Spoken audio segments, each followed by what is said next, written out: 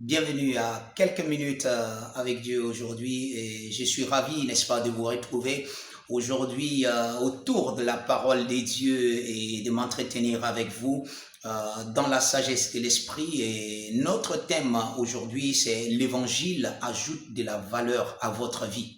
L'évangile, qui est la bonne nouvelle de Christ, ajoute de la valeur à votre vie. Et nous allons lire notre verset d'ouverture dans le livre de Romains, le chapitre 8, à partir du verset 29 à 30. Romains 8, 29 et 30. Car ceux qu'il a connus d'avance, il les a aussi prédestinés à être semblables à l'image de son Fils. Prédestinés à être semblables à l'image de son Fils, l'image de Christ.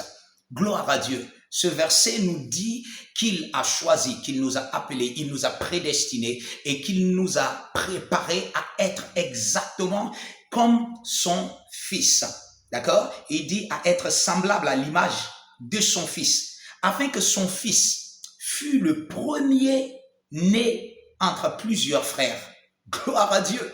Vous voyez, quand nous parlons, n'est-ce pas, de la sagesse des dieux et que nous parlons de notre ressemblance à Dieu, nous disons que nous sommes comme Dieu, nous sommes comme Christ. Christ est, n'est-ce pas, la manifestation du caractère des dieux. La Bible dit Dieu est amour et nous avons vu ce qu'il a fait à travers Christ. Quand Christ était dans ce monde, nous avons vu que Dieu s'est manifesté avec amour, avec grâce, plein de grâce et d'amour. La Bible dit que Jésus-Christ partait partout, répandant, n'est-ce pas, la gloire des dieux. Alléluia. Alors, il nous a prédestinés à être l'image de son Fils. Vous savez, quand vous devenez chrétien, cette valeur des dieux est ajoutée à votre vie, ajoutée à votre nature, ajoutée à votre être.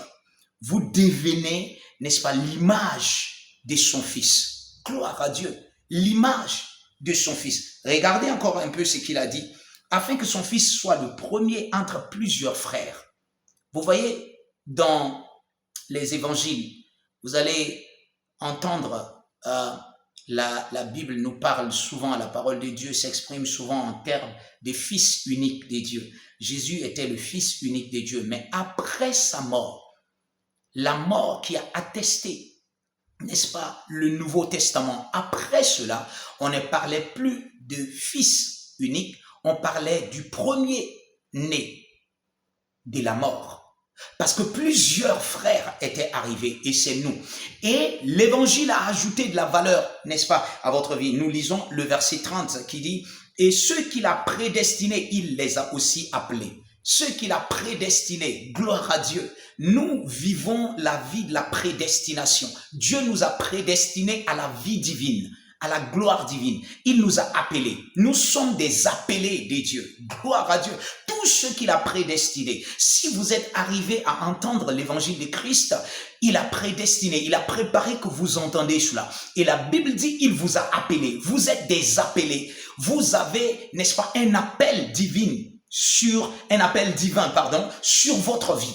Et il a dit, ceux qu'il a appelés, il dit ceux qu'il a prédestinés, il les a aussi appelés. Et ceux qu'il a appelés, il les a aussi justifiés. La justice de Dieu, ça c'est ce qui fait de Dieu qui il est. Et il nous a donné cela. Donc, justifié ici, c'est pas qu'il nous a rendus justes. Non, il nous a conféré sa nature. Et la Bible dit, ceux qu'il a justifiés, il les a aussi glorifiés. Waouh! Vous pouvez dire, je suis glorifié. Je vis une vie de gloire. La vie de gloire vous a été donnée, vous savez, dans l'évangile de Jésus-Christ, sinon dans la chrétienté. Beaucoup de gens, n'est-ce pas, sans la connaissance des choses du Nouveau Testament et de l'Ancien Testament. Et ça, c'est ce que vous devez faire.